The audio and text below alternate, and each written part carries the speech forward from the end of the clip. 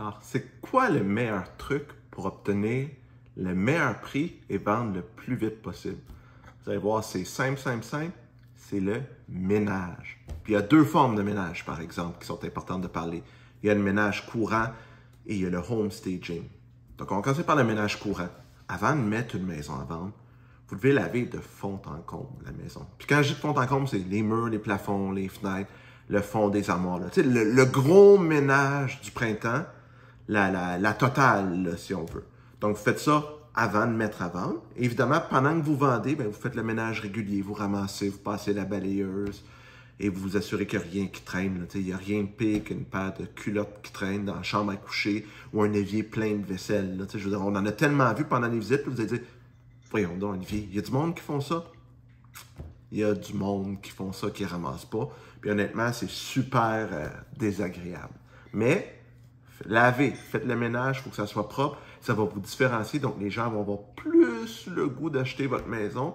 Puis ça va leur donner l'impression que votre maison, elle est mieux entretenue que les maisons des gens qui ne font pas ça. Ils disent, s'ils négligent leur ménage, qu'est-ce qu'ils négligent d'autre? Donc ça, c'est le premier type. Le deuxième type, c'est le ménage genre home staging, si on veut, ou mise en valeur de maison.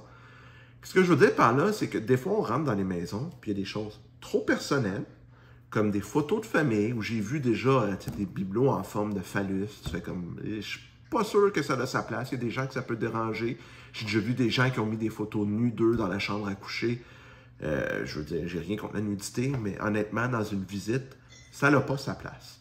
Donc ça serait de dépersonnaliser ces choses-là, ou les choses qui pourraient avoir un... Je vais utiliser le mot choquer, là. Choquer les gens, mais qui pourraient rendre l'expérience d'une visite déplaisante, parce que les gens ne vont pas focusser sur la propriété, mais ils vont focusser sur ces choses-là. Puis l'autre type de ménage, encore dans le home staging, c'est d'enlever des choses.